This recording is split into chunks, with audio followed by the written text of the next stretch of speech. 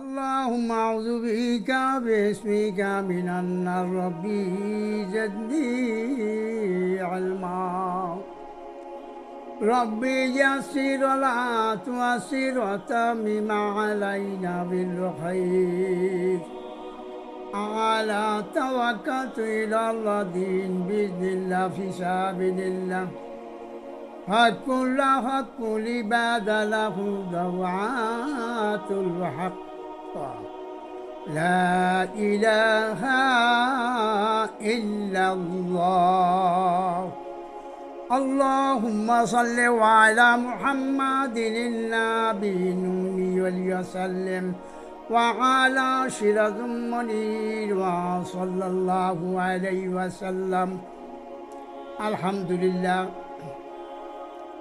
আজকের বিষয় অপবিত্রতা।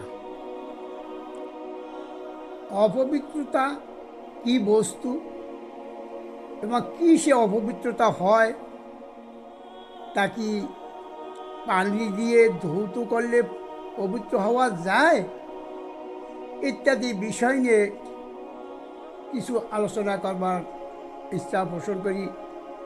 সম্মানিত মহান রব্বুল আলামিনের রহমত। এই অপবিত্রতার আল্লাহ রাব্বুল আলামিন বলছেন যে আমার কোরআনুল কারীম এই নূরান্বিত আয়াত মোবারক কেহই অপবিত্র অবস্থায় স্পর্শ করতে পারবে না। তাহলে এখন দেখতে হয় যে অপবিত্রতা কি বস্তু বা কি বিষয়। তো এ বুঝতে হলে আমাদের একটু পূর্বের দিকে তাকাই। সর্বপ্রথম সম্মানিত মহান রব্বুল আলামিন সর্বোত্তম সৃষ্টি এই ইনসান সৃষ্টি করার উদ্দেশ্যে তিনি যে ইচ্ছা পোষণ করেন তা তিনি ফেরেশতা বর্গদের সামনে পেশ করেন। তো এই ফেরেশতার ভিতরে জিনও ছিল। তো তারা যখন এ কথাটা আল্লাহ রাব্বুল আলামিন তাদের কাছে বলল, তারা তার বিরোধিতা করল, সমর্থন করে নাই। এ কথাগুলো কি তারা সমর্থন করে নাই, বরঞ্চ তারা বিরোধিতা করছে এবং এও বলছে যে এদেরকে আপনি সৃষ্টি করবেন, এরা তো কলহকারী হবে, এরা রক্তপাত ঘটাইবে, বিভিন্ন রকমের সমস্যা দেখাচ্ছে অনেক প্রযুক্তি দিয়া। এই কথার প্রেক্ষিতে এই কথার কারণেই সম্মানিত মহান রব্বুল আলামিন হন অসন্তুষ্টি। তেনার যে ইচ্ছা তার ভিতরে জাগৃত ছিল, যে ইচ্ছা তাদের কাছে প্রকাশ করেছিল, তাদের তার ইয়া ছিল যে হয়তো তাকে তারা উৎসাহ দিবে আর আনন্দিত হবে, কিন্তু বরং তা না করে তারা কি করছে, বিরোধিতা করছে এবং তার সমর্থন করে নাই, তার কথার সমর্থন করে নাই। এই কারণেই আল্লাহ রাব্বুল আলামিন হন অসন্তুষ্ট। আর এই অসন্তুষ্টই হইল অপবিত্রতা। এই অসন্তুষ্ট যদি মালিক হন কারো প্রতি, তাহলে সেইটাই হইল অপবিত্রতা, যার ফলে জিন যে বিরোধিতা করে তা শুধু বিরোধিতা করেই ক্ষান্ত হন নাই, আল্লাহ রাব্বুল আলামিনের সাথে বিভিন্ন মত বিনয় কথা বিতর্কে লিপ্ত হয়েছে।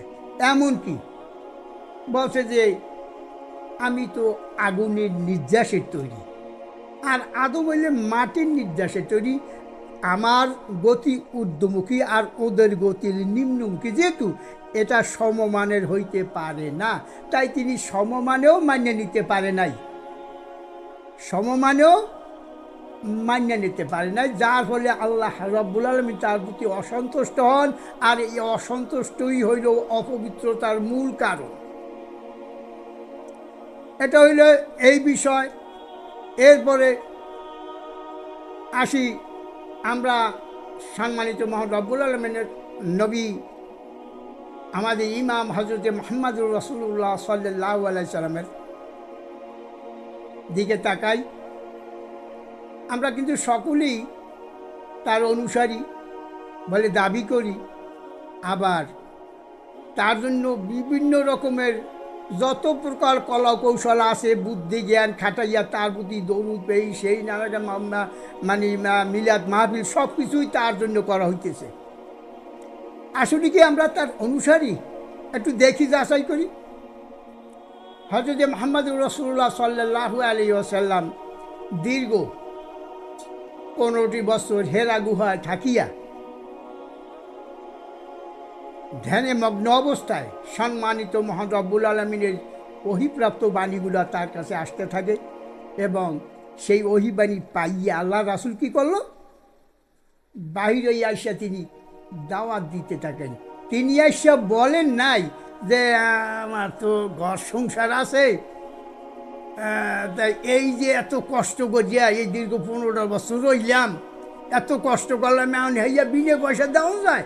আমার কি ঘর সংসার নাই? আমাকে টাকা পয়সার দরকার নাই?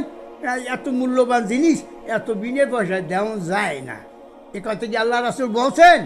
না, তিনি একথা বলেন নাই। তিনি কি করছে?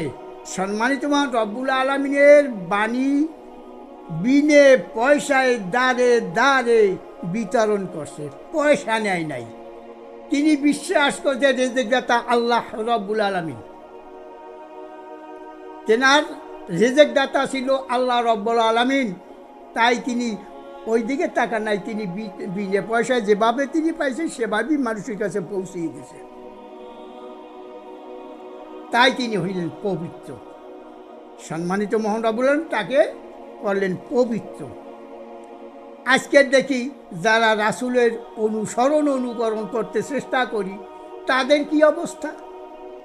তারা বাপ দাদার টাকা পয়সা বহুত খরচা করিয়া লেখাপড়া শিখছে, এত টাকা পয়সা খরচ করিয়া এখন এই কি আর মাগনা দেওয়া যায়? এখন হ্যাঁ টাকা দিতে হইবে, টাকা না দিলে হেরা পড়াইতে পারবে না। হ্যাঁ ঘর সংসার আছে না, মাইয়ে পোলা আছে না।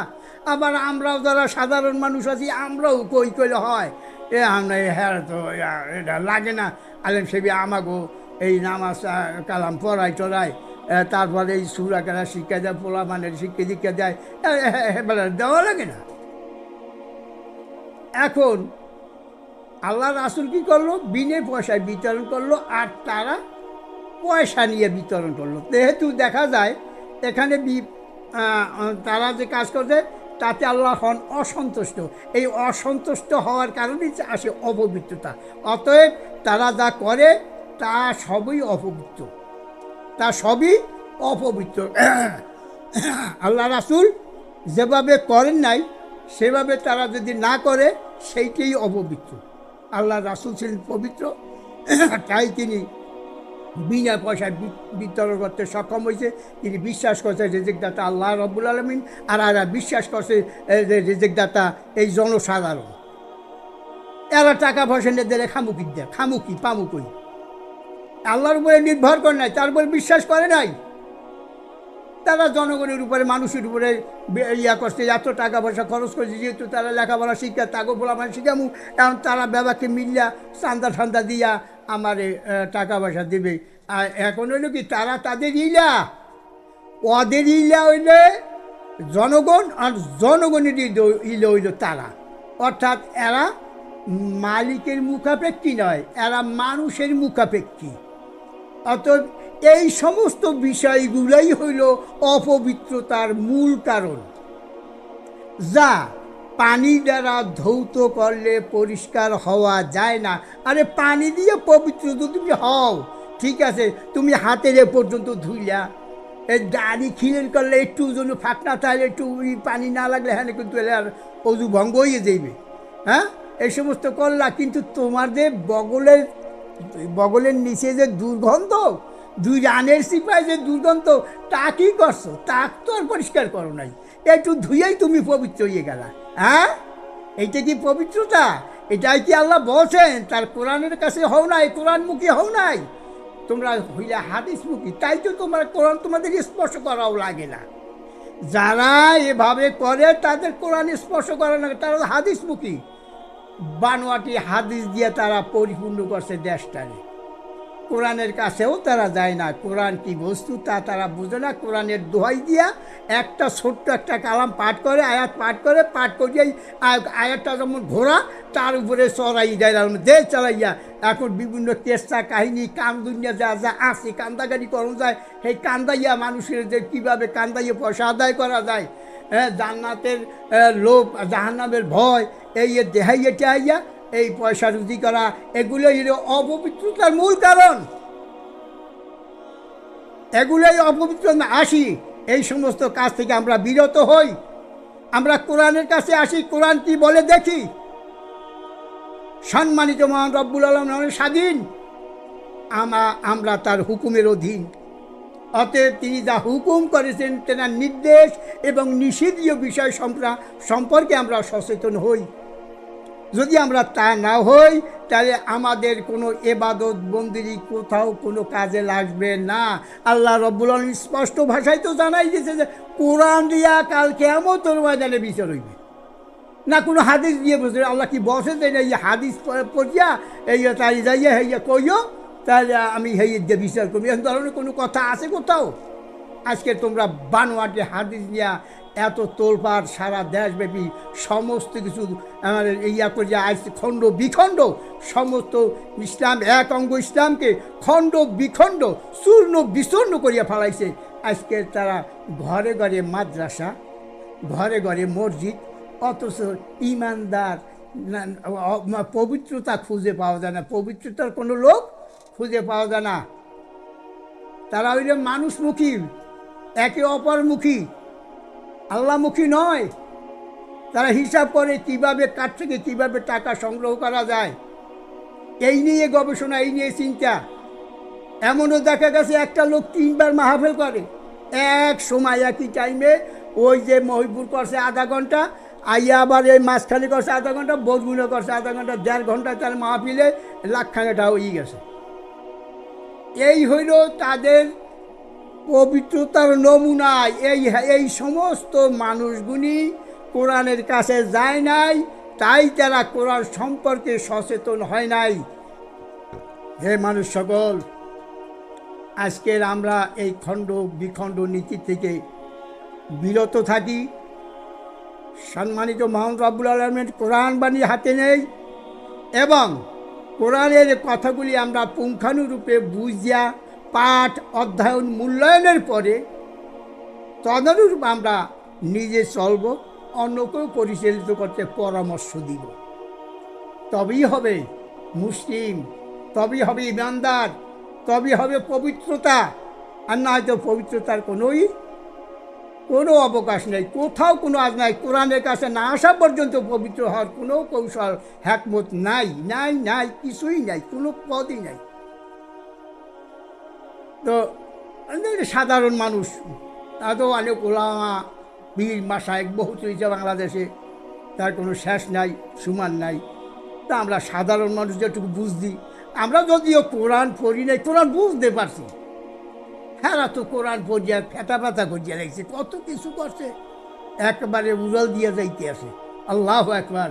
কোনো সমর্পণকারী না হওয়া পর্যন্ত, পবিত্রতা অর্জন না করা পর্যন্ত কোনো রকমই কোনো মানুষ মুমিন মুত্তাকিন পরেজগার হইতে পারে না।